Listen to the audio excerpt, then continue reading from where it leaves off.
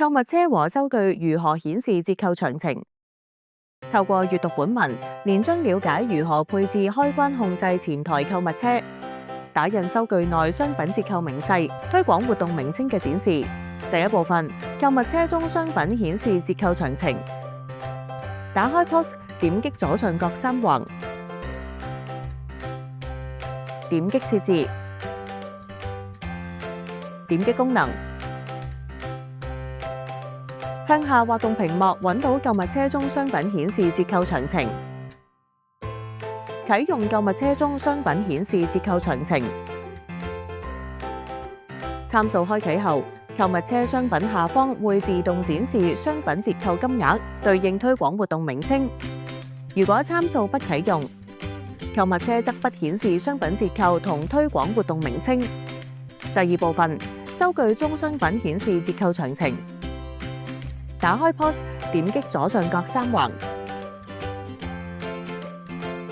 點擊設置，點擊功能，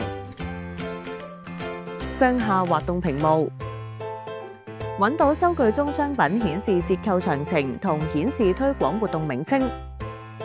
啟用收據中商品顯示折扣詳情同顯示推廣活動名稱。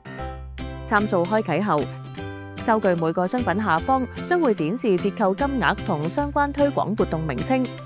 若參數不啟用，收據則不顯示商品折扣、推廣活動名稱。2.1 顯示推廣活動名稱。若收據只需展示商品折扣，可在設置中關閉顯示推廣活動名稱。列印收據只顯示折扣金額，不顯示活動名稱。第三部分，收據中小結顯示推廣活動詳情。打開 POS， 點擊左上角三橫，點擊設置，點擊列印。向下滑動屏幕，揾到收據格式模板，選中收據格式模板，點擊編輯，進入編輯頁面。向下滑動屏幕，揾到顯示推廣活動詳情。啟用參數顯示推廣活動詳情。點擊確認即可完成設置。